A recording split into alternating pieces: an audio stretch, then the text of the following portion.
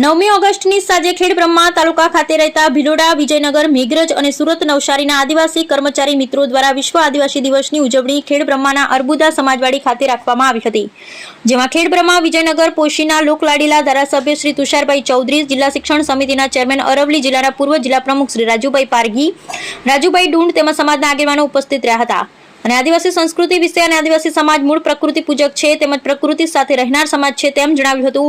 યુનોએ 9મી August વિશ્વ આદિવાસી દિવસ જાહેર કર્યો, તેથી આપણે આ દિવસની ઉજવણી કરવામાં આવી છે। આ પ્રસંગે ધારાસભ્ય સાહેબ શ્રી આયોજન કરવા બદલ આયોજકોને અભિનંદન પાઠવ્યા હતા।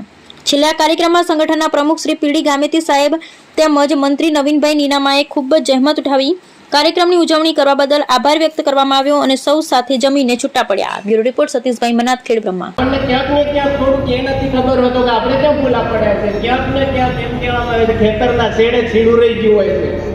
આપણે બીજે છેડે નહીં હોય તો ખેતરના છેડે છીડું રહી ગયું છે। મોટા મોટો કઈ એવો મોટો ઝઘડો થાય તો પાણી ખતોડવામાં થાય, બીજે ક્યાં નહીં થાય।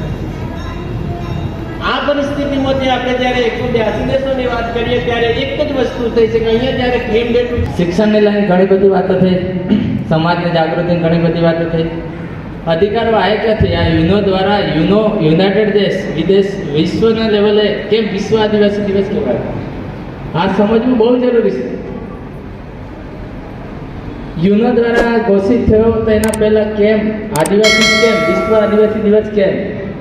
બંધારણની અંદર વાત કરીએ 395 અનુચ્છેદ છે